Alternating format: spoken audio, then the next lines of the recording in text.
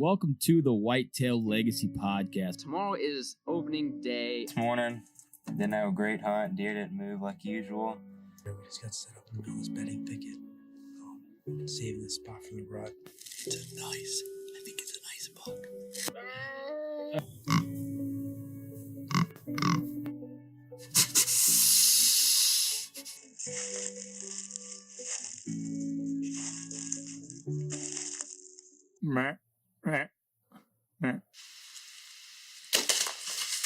Boom! Hits a 170. That was money. I think he's down right up there through 10 yards.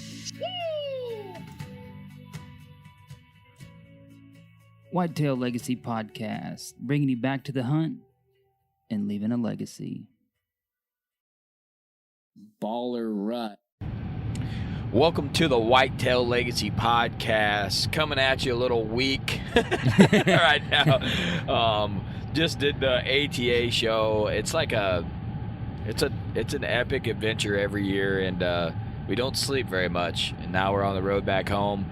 We wanted to do an episode. We released one last year, right after ATA, of what we thought. You know, as our first year, we were still in that awestruck moment. You know, So we want to release a second one to get like a more real feel of like, you know, what is it? What's ATA? You know, I feel like you're there the first year. There's a lot to take in, and this year I feel like I didn't feel like there's a lot going on. You know what I mean? So we're gonna get into the people that make this possible and get in the show. Huge shout out to VIP. A lot of interest at the ATA show for the combat veteran. It was a lot of fun. We were busy at the booth every day, man. Super busy. Yeah. You know, at least triple compared to what we were last year. A lot of interest in the 175. A lot of interest in the combat.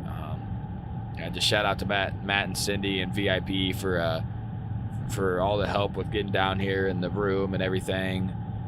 We can't thank you guys enough for helping us out. You got a VIP veteran broadhead shout out. Yeah, this week's VIP veteran broadhead shout out is a gentleman we got to see in person once again. Michael Lemansky from Harvest Time Outdoors. Was able to shake his hand and thank him again for doing what he does. Being an Army Ranger instructor, going through that course multiple times, getting these guys ready to do their duty for this country. Also, another huge shout out to Tyler Harris from Harvest Time. He's getting ready to get deployed here in the next week. So big shout out to him, and we're saluting you here from Whitetail Legacy and VIP, brother. Oh yes, man, we had a blast hanging out. Shout out to your dad, man. He's a trip. That was a lot of fun meeting him. That truck's door is wide open. I know, bro. they probably lost so much stuff. Podcasting on the roads is epic sometimes. But yeah, man, shout out to Michael and his dad and Tyler. Just the dude's about ready to go to freaking Green Beret school. You know what I mean? Like, yeah, he's the legend. So. The most badass of badasses. Yeah. ECW calls, all your custom call needs, turkey calls. Turkey season's right around the corner. Get your turkey calls there. Ingram's Outdoor Procession, all your taxidermy needs.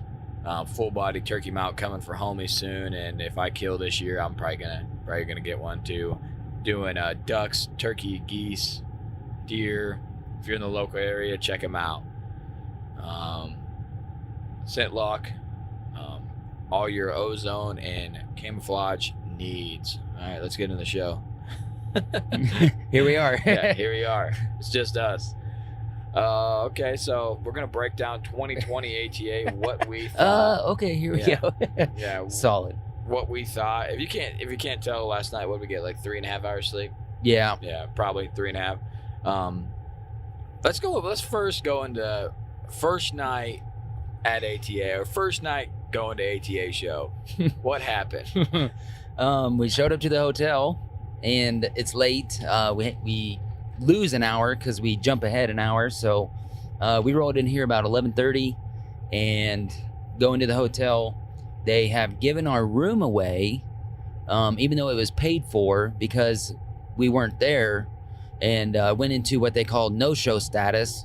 So they booked the room, double booked, so they doubled down on their money, and then here we are showing up to claim our room, and it's gone. So the hotel's got 19 floors. Yeah. And there's no rooms. They're like, None. yeah, we got no rooms. And she's like, no one's going to have a room anywhere around here. So we're like, awesome stat. So we're like, okay, we can drive 45 minutes to get out of the city. And then We had to be there at 6. So we had to be there at 6. So we literally have 2 hours of driving almost by the time we pack our stuff up, pack it in, then pack it back to the truck. for like 4 hours. Yeah, 4 hours. So we opted in sleeping in the truck, which was pretty stat. So the discussion came to, where are we going to park in this downtown city where we don't know anybody, don't know any street names or nothing, and feel like we might be able to get some sleep. So we went to the hospital parking lot, and that was a struggle, dude. Everything's like permit parking, this, blah, blah. We actually parked in EM parking, badge only. Not sure what that means, but I'm sure there's some medical guy out there. Brad might know what EM parking means. Yeah, maybe. But I'm sure there's a listener who knows. But we got there. There's like no one in the parking lot. I stuck my doe tag on the mirror and hung it like it was a badge. It looked just like the badge on another car. So homie put his doe tag out there. Like someone's driving by, maybe they're just see it and they're like, oh, these guys are good. But, right. So we slept, well, if you want to call it sleeping, we slept in the truck, and the garbage trucks came by twice and picked up the trash, and people were going in and out, waking us up. And then there was no one in the parking lot. And then we woke up at like 5 a.m. and the truck's running, of course, because it's cold out. And there's this dude, I get out to brush my teeth. There's this dude waiting for us to pull out so he could park, because there's like no parking in the area at all now. And he had to see the exhaust, then he knew the truck was running. So I was like, oh, these guys are probably ready to leave. Yeah. We're 20 minutes from leaving. Yeah. I'm outside like the guy's just sitting in the middle of the aisle. And he's just waiting for us to get out. I'm like, homie, we probably should get out of here. So I'm brushing my teeth, and the guy's like slow rolling by, like, what in the hell are these guys doing in this truck? Yeah, so the Dodge hotel bed was rough as hell. Got hardly no sleep, and then went to the show, met up. We had to do, homie edited a video that they were using, so we had to get that on the TVs. That was a struggle. Trying to get it over on a SD card or a USB drive. USB, and then but we got it done, and had to get there early to finish touching up the booth, and then went to the show, and then went out and hung out with the Last Breath guys all night. Very little sleep. Yep. Went to the show again. Went to the Last Breath launch party, Badlands Film Festival. We'll get into that more on, but ATA is like 100 mile an hour, dude, for us. Like, we podcasted with another group, and it's like you got all these plans to get stuff done, and nothing gets done because you're at the show till 6, and then literally stuff starts at 6:30. Like, yeah, and you got to go back to the hotel, and last year we had to drive. But we had a 15-20 minute drive every day. The time of walking was probably the same time as driving, because we had to walk to our hotel. It's probably 3/4 mile. Yeah, I was gonna say 6-7 blocks. Yeah, probably 3/4 mile every day. Walk to the venue, walk back, and it was pouring down rain 2 days. So, and the first day it was freezing.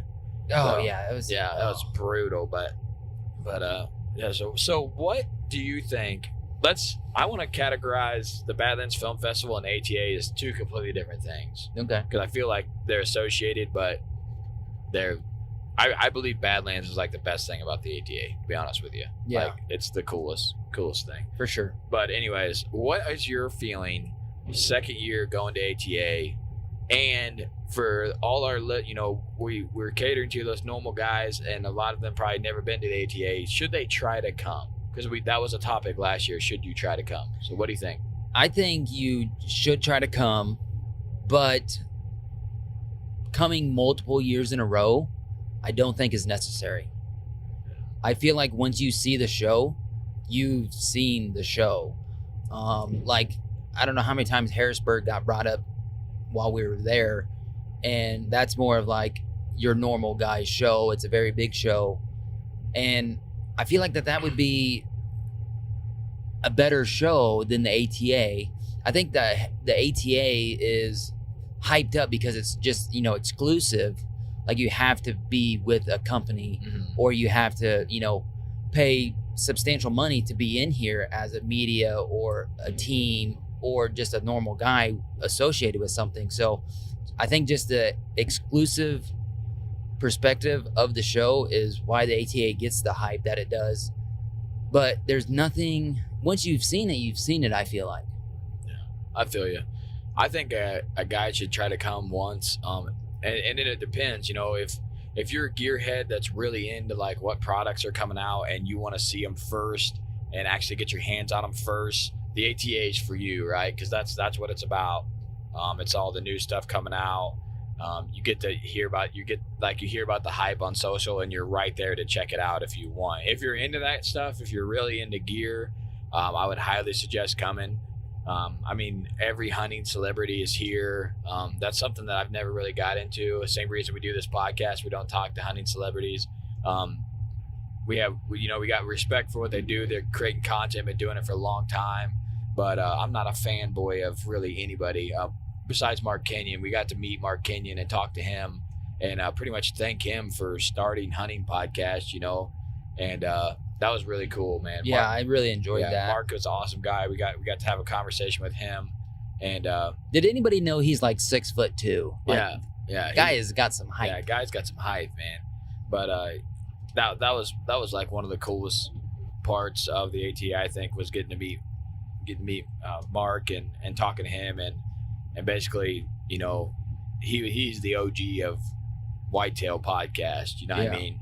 So for us just to say, hey man, we listened to your podcast for a couple years and then started our own. We just want to thank you for, motivating us to do it and getting us on this adventure path. That was super cool. But I'm kind of over ATA, man. Like, it's cool getting to hang out with your friends and stuff that you don't get to see, but that's about it for me. Hanging out with Matt and Cindy, of course, awesome. Hanging out with VIP and promoting that brand, awesome. But just, literally, how many hours were we away from the booth, you think? 2? Yeah, I was gonna say 3 max. Yeah, and we literally did about like whatever we wanted. Everything we wanted to see, we did. Yeah, we almost seen it on the way to the booth. Yeah, we almost got it covered, and yeah, it was literally a 20-minute deal. It's cool when you're working with a company, then you get that hour before where nobody's there. Yeah, that you can walk around and check out stuff that you want. But this year I don't feel like anybody brought it. Like last year, I feel like there's some companies that came out, like Lone Wolf Custom Gear, and then the new bows that were coming out last year. There's a ton of hype on the crossbows last year. Yeah, I was gonna say, that's what I was gonna say when you had said, the social media hype for the companies, and I feel like last year there was 2 or 3 times more hype and big things coming. Yeah. And this year I just of course this year I'm a little more in tune, and so you think that the hype would even be more noticeable, but I just don't feel like a lot of companies had I don't think some teasers out there. I don't think a lot of companies had like huge breakthrough products this year, you know what I mean? But like, you remember the Garmin site? Yeah. Like how huge that was. Like everybody, and there wasn't anything like that at the show that was just like, holy shit, this is a new product that we've never seen before. Right. Companies came out with new stuff. I'm not trying to say that, but there wasn't anything that, other than John Dudley going to PSE. I was going to say the biggest thing was about a guy switching bow manufacturers. Yeah, that was like the biggest hype that we kept hearing. And literally, like, you could walk up and shoot any bow, but you went by the PSE booth, there's just 100 dudes standing around. Like, that's where the hype was, I felt. John, he came out with his own bow. He switched to PSE. So for the people that, follow him heavily that's huge for them, you know what I mean? And there is an assload of hype over there. Yeah. But I still think you should come one time, check out the show. But like Homie said, I feel like if you want to be able to shoot all the bows and stuff, everybody goes to PA. Like if you can make to that show, you're gonna have to wait to shoot bows longer because there's gonna be more people, of course. But you can do everything at ATA you do at PA besides, see T-Bone walking around. You know what I mean? Right.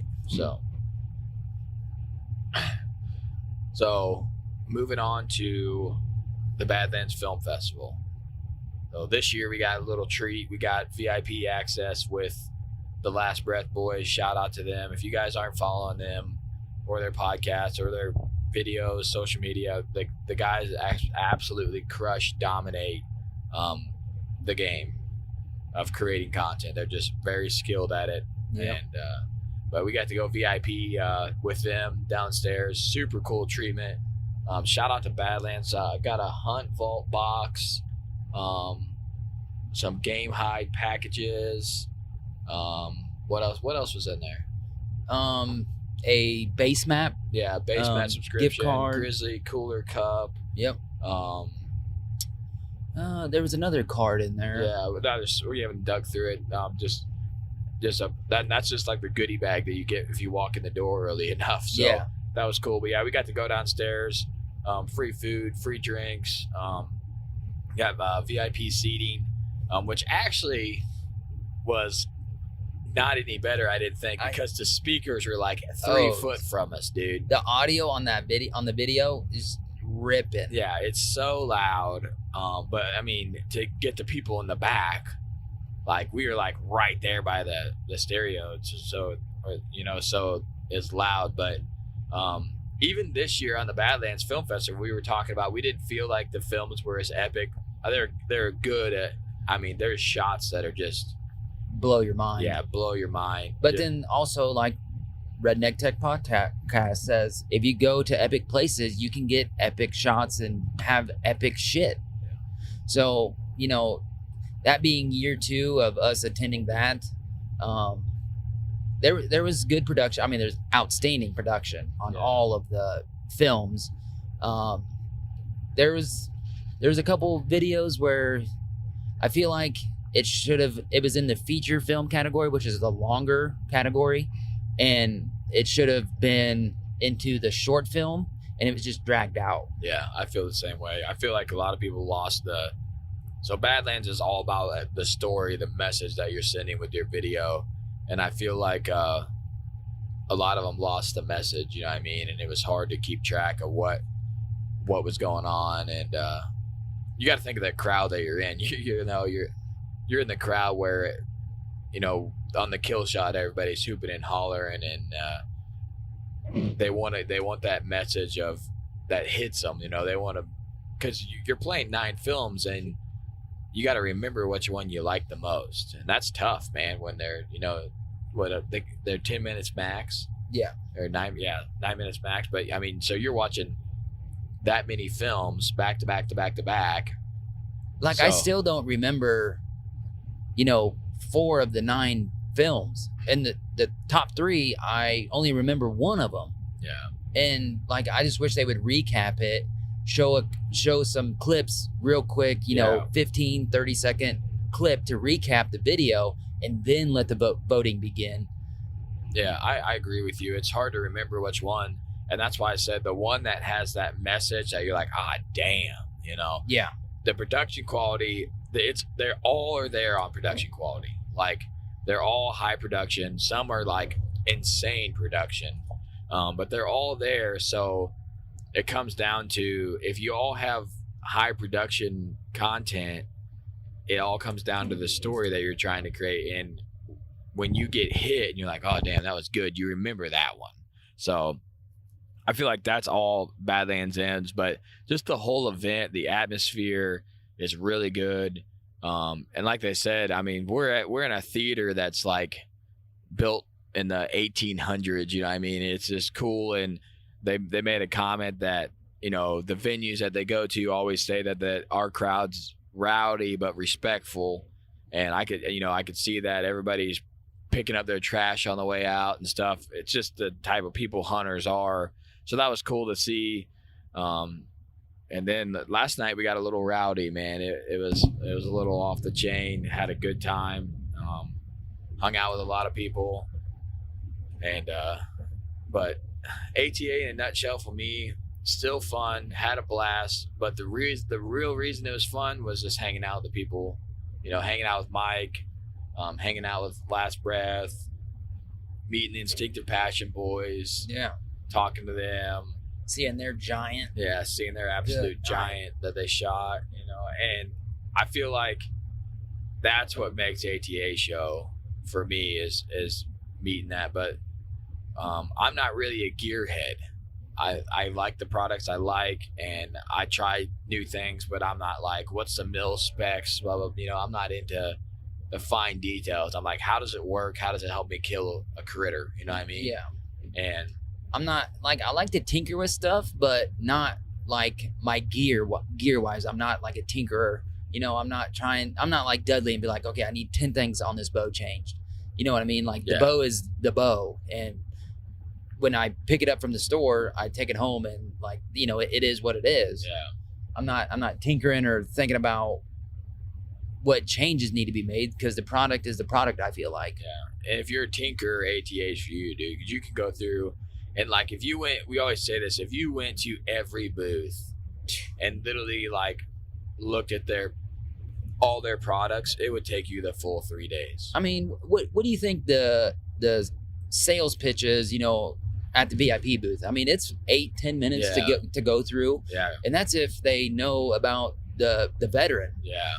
Let alone, explaining the combat veteran. So if they don't have experience on the two blade, you have to, explain everything about the two blade, the technology, all the components, all the grade of all the metals. And then you go into the four blade, you got to explain how it works. And I mean, so 8 to 10 minutes, and then they have questions and you go back and forth a little bit. And that's just at one booth. Yeah. And, and that's if they already have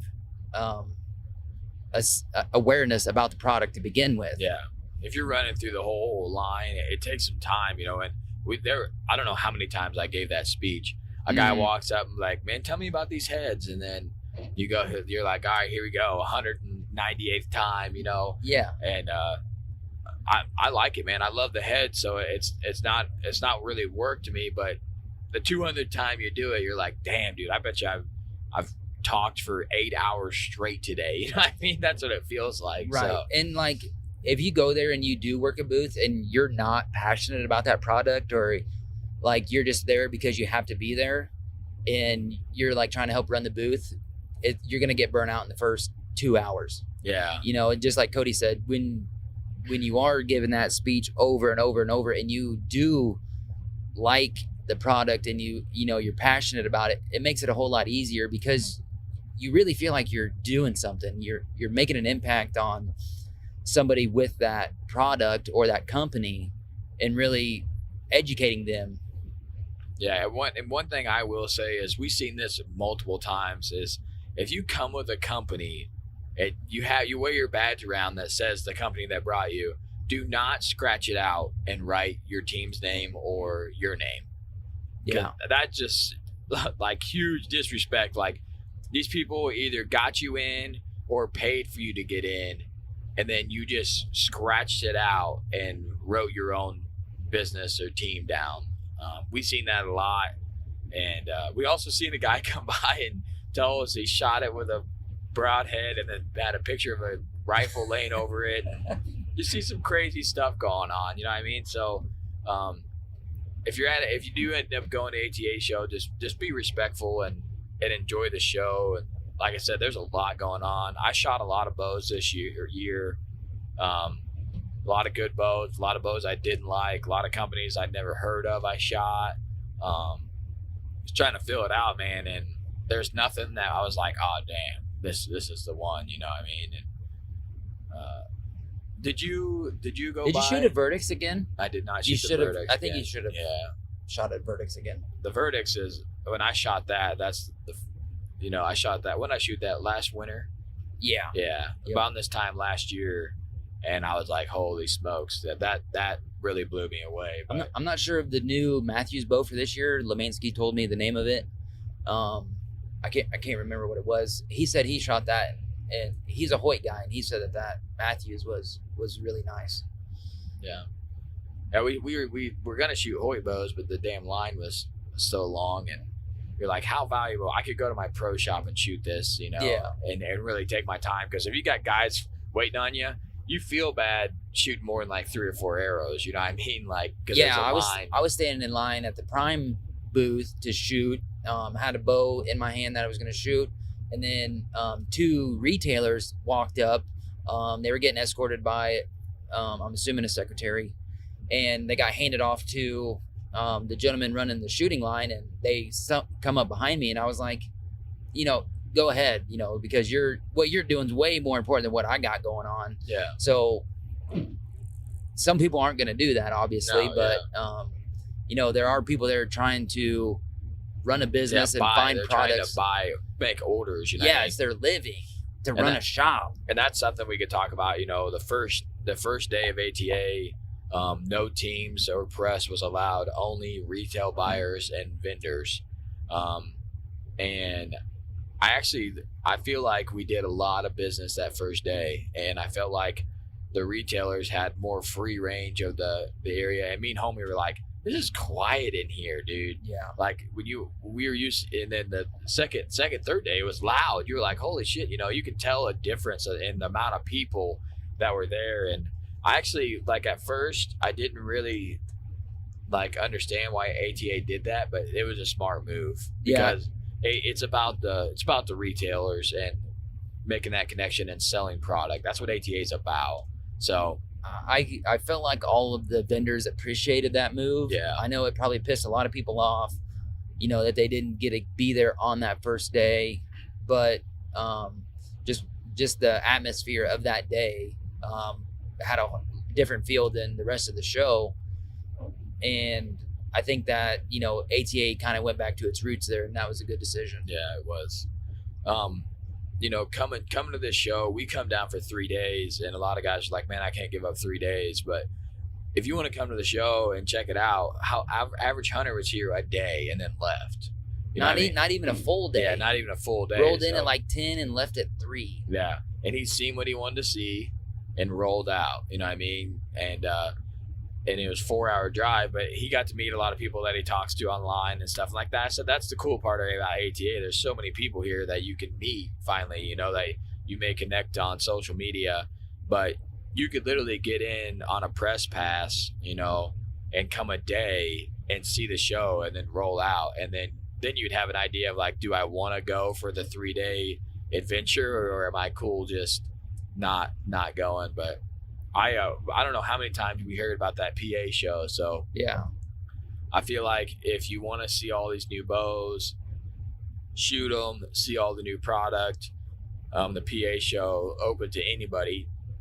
I think it's 8 or 9 days long. I want to say, I was just thinking, I was like, how long is that show? I want to say it's just in my head, it's at least a week. Yeah, and I think it's a week, and then the following weekend. Jesus. So I think it's 2 weekends. That's ridiculous. But I mean, you could literally like go make it a day, you know what I mean, and walk that show and see what you could see at ATA. The only thing about ATA really is the famous celebs walking around, and they do a bunch of meet and greets and stuff, which me and homie, we literally talked to Mark Kenyon and Casey from the Management Advantage. Yes. And Michael Leminski, and that's about it. Like Tim Silva, that dude is a giant. Like, yes, you like see him on video and stuff, you're like, oh, okay. But I walked up to him, I'm like, wow, that guy is a tank. Like, we were just talking, like, if you had to go in the cage with that dude, I'd be like, I'm out. Like, as soon as the card comes out and you're on it and you're like, all right, who am I fighting? Yeah. And you see that dude's name, you're just like, that's going to be a bad night. Yeah, that's going to be a real bad night. So, but yeah, other than that, like, no celebrity starstruckness, just, and like I said, there just wasn't any companies. There's a few, but there was nothing that I was like, damn, now that's a good idea. But like we always do, we went through the innovation zone, because that's the people that are, trying to break through. They're paying to be there. They got a kind of a small little area over there. And we did find a couple things there that I thought was pretty sweet. And I saved the business cards. They were in my pocket, probably not there anymore, so we could talk about them. do you remember if it was the burr paw or the bear paw? I think it's a burr paw. The burr paw. Yeah. So the burr paw, I'm assuming it was a husband and wife. Yeah. That was there, and she had come up with this system. You run your hand inside the sleeve, and then you run it through, and it literally takes off any cockaburs. They had like a Columbia fleece jacket covered in cockaburs, and she just one swiped it, and they all fell off, or they all were on this burr paw, you know. And then she took the burr paw and like just rubbed it around a little bit, and they all fell off it. I'm like, what? And then, did she rub it against itself, or did she just rub against her hand? itself? Yeah. Yeah. And I was like, wow, you know. And it's funny, like you go to ATA where like there's engineering feats being made on bows and stuff, and then you see something that's just so practical. And I want to say it was like $15 or something. Yeah, 15 or 19. Yeah, it was pretty reasonable. And like if you've ever, even if it got half the shit off, like still. But like it was getting like the giant cockaburs, the really small fine ones. Like they had a little different system for like, I don't know what the hell she called them things. Yeah, but with the big ones, they have like a card pocket that they put in top, and that's how you get the big ones off there. You just run a card along this, and they come off.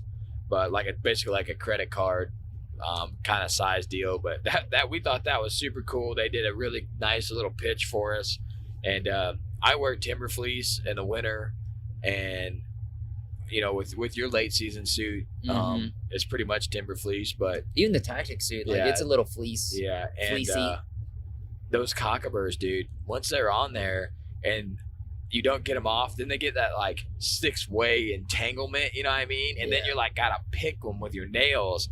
This thing literally was just like a swipe, and they were gone. You remember that picture we put up on social of you after we were checking cans on public? Oh, dude. I should have had the burr paw. So, like, I still haven't vacuumed my truck, so like some of them are still in here. Yeah, I guarantee it. Go into the bow spider a little bit. So the bow spider was another product at the Innovation Zone. Once again, another small company, husband and a wife out there grinding. It's like it's probably 50% larger than a hockey puck. Has a little slit into the puck, and you attach I don't know what you, like a post onto where your stabilizer goes, or just below your stabilizer. And you get to slide that post into the puck, and you get to carry your bow on your hip. You can also attach straps to the puck and run it over your pack system, or run it on your stand. Yeah, run it on the back seat of your truck. Yep. Run it on your headrest of your truck. On a wall in a garage. Yeah.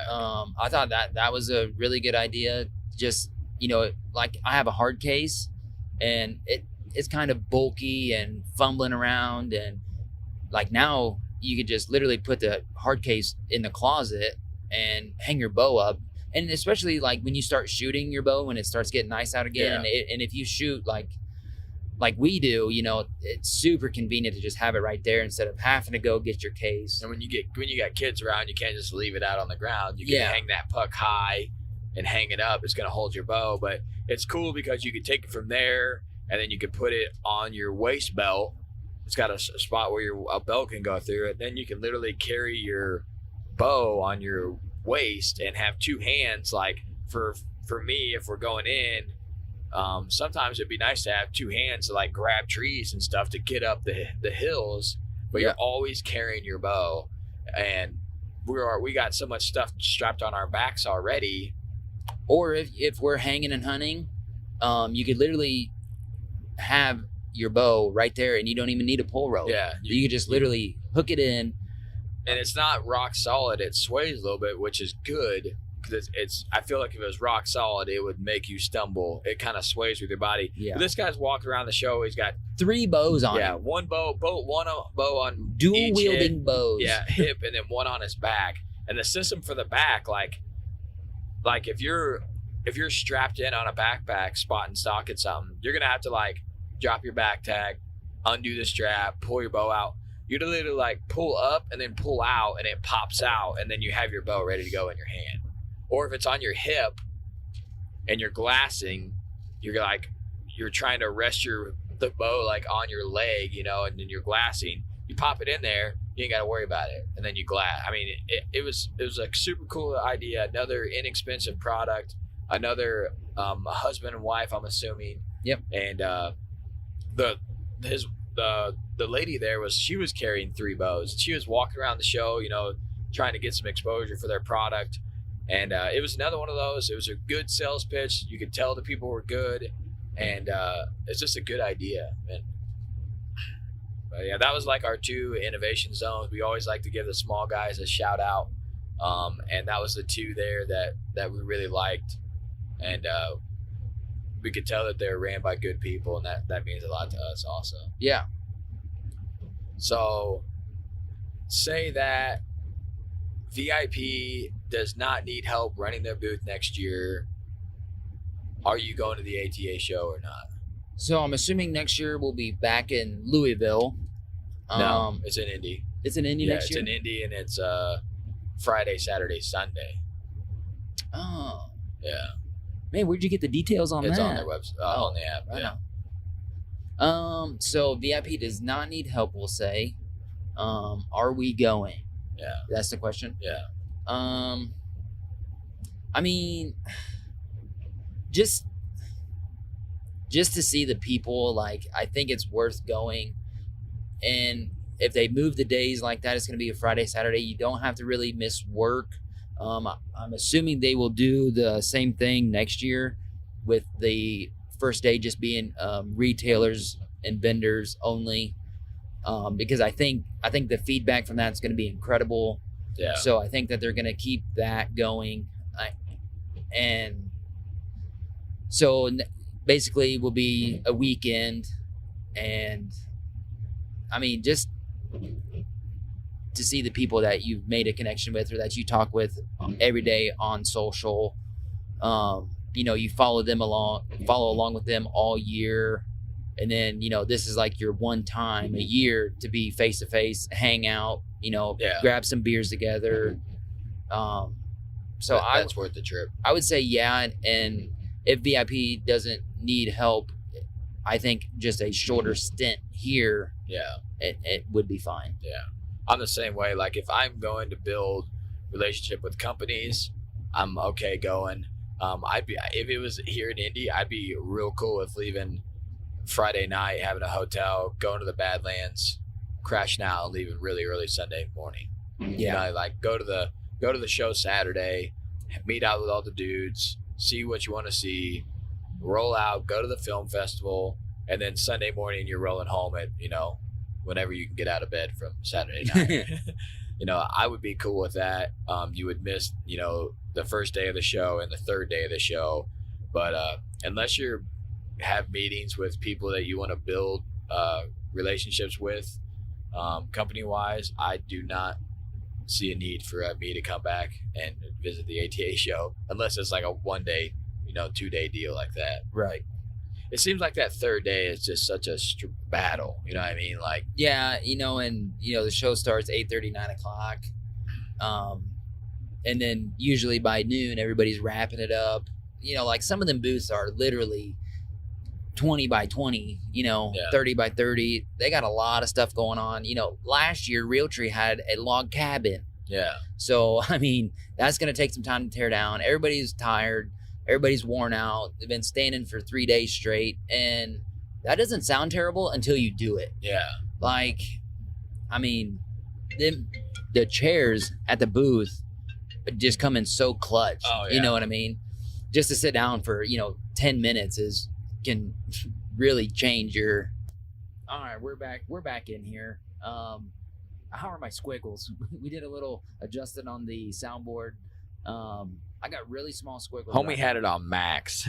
So we actually had a different podcast use our system and use our soundboard, and Homie's mic was on 10 on the max. It was on the max. Yeah, and it was peaking out a little bit. So if the audio is not the best in this one, we're also driving in a truck. But but that would be why Homie was he was maxing it out. So I was talking about, being able to sit down and really be able to give you a boost, after standing for 4 hours straight, like literally just standing, not walking, not doing anything, literally just standing there, going over things. So yeah, being able to sit down a little bit is huge, man. It's a struggle standing there, and you hear the Exodus guys talk about like the PA show being so long. I'd be like, dude, you got to do. They're doing that ad sell like 100,000 times. Yeah. You know what I mean? And like they're up and down every day going in there. So shout out to the people that are putting out booths there and doing it every day. That's hardcore. But this was our kind of ATA wrap up. It's probably a lot different from the first year to the second year. It'd be cool to see, but I have a little bit more of a voice this year. Yeah, yeah. But yeah, we had a blast meeting a lot of people, made some good connections, and just gonna keep growing, and we'll know if we're gonna go to next year or not. We'll know probably about 2 months out. We'll Right. make some rash decision to decide, but. Yep. So overall, it's a good experience, but I don't feel the need for just, the regular guy to make it every year unless you, have a strong connection with just, friends that you only get to see one time a year at the show. All right, man. Get your kids out there. Shed season's starting for us up here. Down the south, they're still chasing does around, I guess. Crazy as hell, but try to leave a legacy, and Whitetail Legacy is out.